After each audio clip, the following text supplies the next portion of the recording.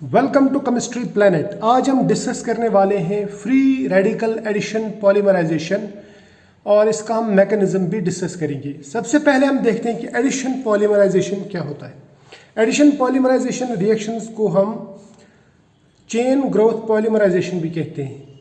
इसमें monomers n number of monomers मिलके एक पॉलीमर बनाते हैं, लेकिन without loss of any molecule.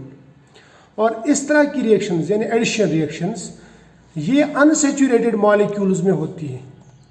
Unsaturated मतलब जिनमें डबल बॉन्ड या ट्रिपल बॉन्ड हो, जैसे एल्कीन्स, एल्काइन्स या एल्डिहाइड, कीटोन एटसेट्रा। और ये जो एडिशन पॉलीमराइजेशन रिएक्शन है, इसमें सीरीज ऑफ रिएक्शन होती है ताकि चेन जो है वो चेन लेंथ बढ़ जाए, इसलिए इसको हम कहते हैं chain growth polymerization. For example, अगर M एक मोनोमर है, ये दूसरा मोनोमर है, ये दोनों मिलके बनाएंगे M2 यानी डाइमर। उसके बाद में M2 और एक मोनोमर से मिलेगा, फिर M3, फिर M4, M4, इसी तरह से Mn तक जाएंगे, यानी n नंबर ऑफ मोनोमर्स मिलके एक बड़ा चेन बनाएंगे जिसे हम पॉलीमर कहते हैं, but without loss of any molecule. इसीलिए हम इसको कहते हैं चेन ग्रोथ पॉलीमराइजेशन या सिंपली एडिशन पॉलीमराइजेशन। अब एडिशन पॉलीमराइजेशन हमारे पास में 3 टाइप्स के रहते हैं, और ये 3 टाइप्स जो बनते हैं ना, these are actually based on types of initiators, यानी रिएक्शन किस रिएजेंट से शुरू होती है, किस इनिशिएटर से शुरू होती है।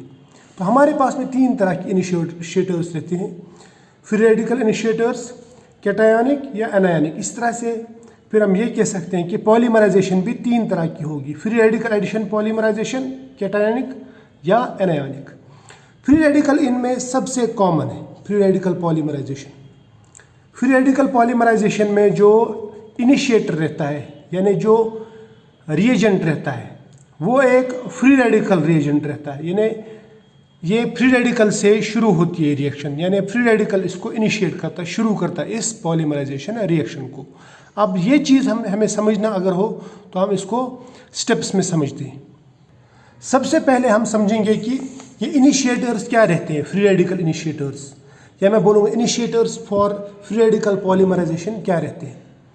देखो, फ्री रेडिकल पॉलीमराइजेशन को आप इनिशिएट कर सकते हैं हेल्प से। हेल्प मतलब हीट, इलेक्ट्रिसिटी, लाइट या पेरोक्साइड, क्योंकि इन चीज़ों की प्रेजेंस में, यानी हीट, इलेक्ट्रिसिटी, लाइट या पेरोक्साइड की प्रेजेंस में फ्री रेडिकल्स जनरेट होते हैं, यानी ऐसे मॉलिक्यूल्स जहाँ पे मॉलिक्यूल के ऊपर या स्पीशी के ऊपर एक सिंगल इलेक्ट्रॉन हो, एक अनपेयर्ड इलेक्ट्रॉन हो। अब ये जो इनिशिएटर्स हैं ये बहुत तरह के रहते हैं। फॉर एग्जांपल, हमारे पास पेरोक्साइड से हम फ्री रेडिकल बना सकते हैं। इन पेरोक्साइड्स में जैसे टर्शियरी ब्यूटाइल पेरोक्साइड है, इसको अगर आप हीट करेंगे तो इसमें पेरोक्सी बॉन्ड है जो अनस्टेबल रहता है, तो ये ब्रेक हो जाता है। इसमें एक इलेक्ट्रॉन इस ऑक्सीजन के ऊपर, एक इलेक्ट्रॉन इस ऑक्सीजन के ऊपर, तो आपको दो ऐसे मॉलिक्यूल्स मिल जाते हैं, यानी टर्शियरी ब्यूटाइल ये ऑक्सी फ्री रेडिकल आपको इनिशिएटर मिलता है। इसी तरह से अगर आपके पास में बेंजोइल पेरोक्साइड है, इसको अगर आप हीट करेंगे तो ये इस तरह का एक फ्री रेडिकल जनरेट करता है, और ये फ्री रेडिकल बाद में यहाँ से एक इलेक्ट्रॉन और यहाँ का एक इलेक्ट्रॉन मिलके CO2 बाहर देता है, और पीछे रह जाता है फिनाइल रेडिकल, यानी फिनाइल ग्रुप के ऊपर ये सिंगल इलेक्ट्रॉन।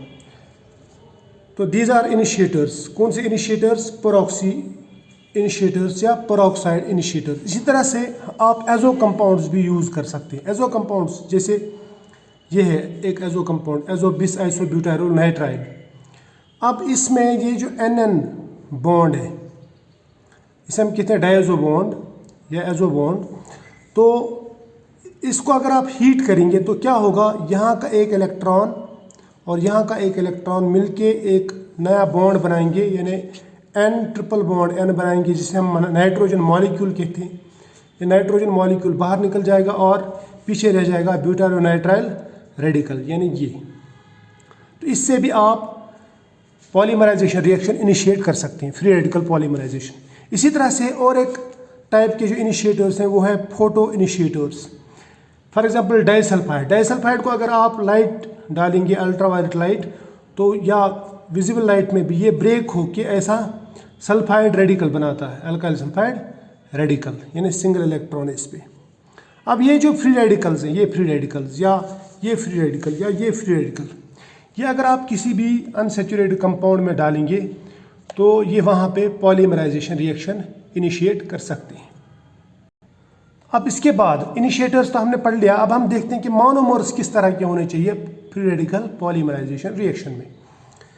देखो, सबसे पहली बात आपको याद रखना चाहिए कि फ्री रेडिकल पॉलीमराइजेशन में जो मोनोमर्स रहते हैं वो रहते हैं अनसैचुरेटेड, लाइक इथेलीन है यहाँ पे, या विनाइल क्लोराइड यानी CH2 CHCl, इस तरह से एक्राइलोनाइट्राइल यानी CH2 डबल बॉन्ड CHCN, यहाँ पे डबल बॉन्ड है, ठीक है, डबल बॉन्ड है, डबल बॉन्ड है। ये इस तरह से स्टाइरीन है या एक्राइल एमाइड है या 1,3-ब्यूटाडाइईन है, इन सब में अनसैचुरेशन है, डबल बॉन्ड्स। तो इनमें इजीली फ्री रेडिकल पॉलीमराइजेशन हो सकती है या कोई दूसरी एडिशन पॉलीमराइजेशन हो सकती है। फॉर एग्जांपल, अगर हमारे पास में इथाइलिन है, इथाइलिन अगर पॉलीमराइज हो गया तो ये बनाएगा पॉलीइथाइलिन। आप इसको फ्री रेडिकल पॉलीमराइजेशन करा सकते हैं, यानी फ्री रेडिकल के ज़रिए इसकी पॉलीमराइजेशन करा सकते हैं। फॉर एग्जांपल, सपोज हमने एक फ्री रेडिकल इनिशिएटर लिया, फॉर एग्जांपल ऑर्गेनिक पेरोक्साइड या कोई एजाइड लिया, उसको हमने ब्रेक किया इन प्रेजेंस ऑफ हीट या लाइट, यानी उसमें होमोलिटिक फिशन होगा तो फ्री रेडिकल्स जनरेट होंगे, इसे हम कहते हैं रेडिकल जनरेशन, ठीक है। और अगर ये radical generation in presence of ethylene हो गया तो क्या होगा? देखो, ये मान लो ये इनिशिएटर है, इनमें से कोई भी, इसको हमने हीट दी या लाइट दी तो रेडिकल बन गया, ठीक है, तो रेडिकल जनरेशन हो गई। उसके बाद में इस रेडिकल को अगर आप इथाइलिन के साथ में रिएक्ट कराओगे तो क्या होगा? यहाँ का एक इलेक्ट्रॉन और यहाँ का एक इलेक्ट्रॉन मिलके एक बॉन्ड बनाएंगे, यानी ये बन जाएगा CH2, लेकिन इसके ऊपर ये इलेक्ट्रॉन, ये जो बाकी एक इलेक्ट्रॉन रह गया ये आएगा इसके ऊपर, तो ये रेडिकल बन गया। इसे हम कहते हैं चेन इनिशिएशन, क्योंकि अब फ्री रेडिकल इनिशिएटर ने मोनोमर के साथ रिएक्ट कर दिया और मोनोमर को इसने एक्टिवेट कर दिया। अब वो मोनोमर बाकी मोनोमर्स के साथ में रिएक्ट करता है। फॉर एग्जांपल, ये बन गया एक चेन इनिशिएशन, यहाँ पे हो गई, तो यहाँ पे फ्री रेडिकल बन गया, तो ये इलेक्ट्रॉन और इसका दूसरे मोनोमर का इलेक्ट्रॉन आपस में मिलकर यहाँ पे बॉन्ड बनाएंगे, तो यहाँ पे ये एक इलेक्ट्रॉन इसके ऊपर आएगा तो एक नया फ्री रेडिकल बनेगा।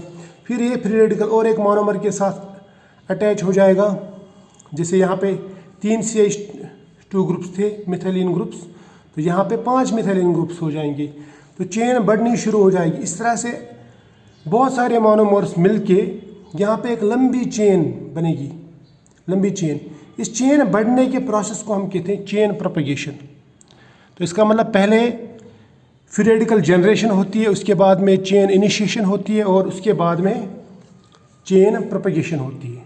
तो ये अभी 3 स्टेप्स है इस मैकेनिज्म की। अब इसके बाद में चेन जब लंबी हो जाती है, ठीक है, लंबी चेन हो गई, यानी पॉलीमर चेन ग्रो हो गया, तो उसके बाद में उसको स्टॉप भी करना है, तो उसे हम कहते हैं चेन टर्मिनेशन। अब वो चेन टर्मिनेशन कैसे होता है वो हम देखेंगे।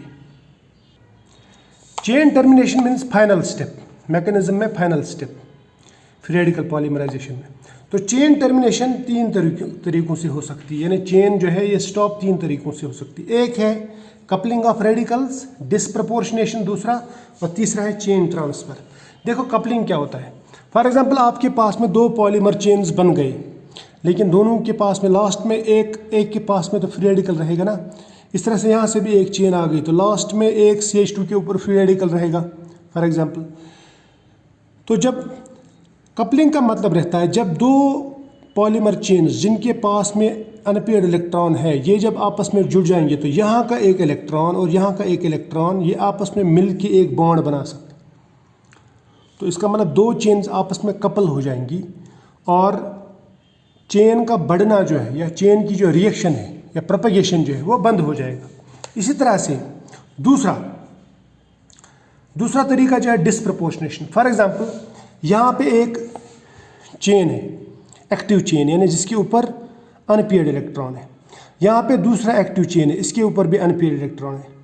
तो ऐसा भी हो सकता है कि ये चेन का ये फ्री रेडिकल इस चेन से एक हाइड्रोजन निकाल दे। मान लो ये हाइड्रोजन निकाल दे विद 1 इलेक्ट्रॉन, तो ये क्या बन जाएगा, ये बन जाएगा चेन, लास्ट में इस CH2 के बदले में CH3 बन जाएगा। लेकिन इसने इलेक्ट्रॉन, इसने तो CH लॉस किया, अब इसके पास में एक अनपेयर्ड इलेक्ट्रॉन रह गया और एक अनपेयर्ड इलेक्ट्रॉन तो ऑलरेडी है। ये अनपेयर्ड इलेक्ट्रॉन है, ये अनपेयर्ड इलेक्ट्रॉन आपस में मिलके यहाँ पे डबल बॉन्ड बनाएंगे। तो ये बन गया सैचुरेटेड चेन, ये बन गया अनसैचुरेटेड, लेकिन दोनों स्टॉप हो गए, यानी कपल तो नहीं हुए लेकिन डिसप्रपोर्शनेट हुई। डिसप्रपोर्शनेट मतलब एक को ज़्यादा हाइड्रोजन मिले, दूसरे को कम हाइड्रोजन मिले, या मैं बोलूँगा एक ने हाइड्रोजन गेन किया, दूसरे ने हाइड्रोजन लॉस किया। क्लियर, शाबाश। अब तीसरा जो तरीका है उसे हम कहते हैं चेन ट्रांसफ़र। तो इसमें क्या होता है, देखो मान लीजिए ये एक्टिव चेन आ गया, यानी जिसके ऊपर फ्री रेडिकल है, प्रोपगेशन में ये लंबी हो रही है चेन। अब इस चेन ने दूसरे एक स्टेबल चेन से, जो स्टेबल है सैचुरेटेड चेन, जो इनएक्टिव चेन है, इस एल्केन चेन से एक हाइड्रोजन निकाल दिया। फॉर एग्जांपल यहाँ से निकाल दिया एक हाइड्रोजन, यहाँ से मान लो ये और ये हाइड्रोजन, ये इलेक्ट्रॉन और इस हाइड्रोजन का एक इलेक्ट्रॉन विद हाइड्रोजन, ये आपस में बॉन्ड बनाएंगे। तो क्या बन जाएगा यहाँ पे, ये बन जाएगा CH2CH3, CH2CH3, यानी ये टर्मिनेट हो जाएगा ये वाला चेन। लेकिन जो स्टेबल चेन था, जिसके ऊपर फ्री रेडिकल नहीं था, वो एक्टिवेट हो गया क्योंकि इसने एक इलेक्ट्रॉन लूज़ किया। तो अब इसके पास में एक ही इलेक्ट्रॉन रह गया, यानी इसने हाइड्रोजन लूज़ किया तो यहाँ पे एक इलेक्ट्रॉन रह गया पीछे, इस बॉन्ड का एक इलेक्ट्रॉन। तो इसका मतलब ये वाला चेन अब एक्टिवेट हो गया, एक्टिव चेन हो गया। अब ऐसा जो है ना, ऐसा तब होता है जब हम कोई चेन ट्रांसफ़र रिएजेंट डालते हैं या चेन ट्रांसफ़र एजेंट डालते हैं। तो हमारे पास में जो चेन ट्रांसफ़र एजेंट्स हैं वो जनरली क्लोरोफॉर्म, कार्बन टेट्राक्लोराइड या थायोल्स यूज़ करते हैं। अब देखो ये चेन जो ऐसी चेन बन गई जहाँ पे बीच में से एक हाइड्रोजन निकल गया, इस ऐसी चेन्स में अक्सर ब्रांचिंग होती है। कैसे, सपोज ये एक चेन बन गई इसकी वजह से, क्योंकि इसने एक हाइड्रोजन लॉस किया, वो इसको दे दिया, यानी ये स्टेबल तो होगा लेकिन ये फ्री रेडिकल बन गया। इसको हम कहते हैं चेन ट्रांसफ़र, यानी पहले ये एक्टिव थी, इसने अब यहाँ से हाइड्रोजन लिया और इसको एक्टिव कर दिया, यानी अब चेन यहाँ से रिएक्शन इस पे होंगी, इस पे नहीं होंगी। देखो इसके ऊपर फ्री रेडिकल है, मान लो कोई दूसरी चेन आ गई, उसके ऊपर भी फ्री रेडिकल है, तो ये दो फ्री रेडिकल्स आपस में कपल होके ऐसा बना सकते हैं एक ब्रांचड चेन। ठीक है, तो ये है टर्मिनेशन, यानी टर्मिनेशन या तो कपलिंग से होता है या डिस्प्रपोर्शनेशन से या चेन ट्रांसफ़र से। तो ओवरऑल अगर मैं देखूं तो फ्री रेडिकल मैकेनिज्म जो है या फ्री रेडिकल पॉलीमराइजेशन का जो मैकेनिज्म है वो कुल मिला के 4 स्टेप्स में होता है। एक फ्री रेडिकल जनरेशन, दूसरा चेन इनिशिएशन, तीसरा चेन प्रोपगेशन यानी चेन का बढ़ना, और चौथा जो है दैट इज चेन टर्मिनेशन यानी चेन का बंद होना, यानी रिएक्शन का स्टॉप हो जाना, चेन का बढ़ना बंद हो जाना, उसको हम कहते हैं चेन टर्मिनेशन। तो आई होप ये आपको समझ में आया होगा जो भी मैंने यहाँ तक पढ़ाया। तो अगर आपको अच्छा लगा तो शेयर ज़रूर करना, लाइक भी करना और अपने दोस्तों को भी इसके बारे में बताना। तो मिलते हैं नेक्स्ट लेक्चर में, तब तक के लिए फ़िलहाल बाय।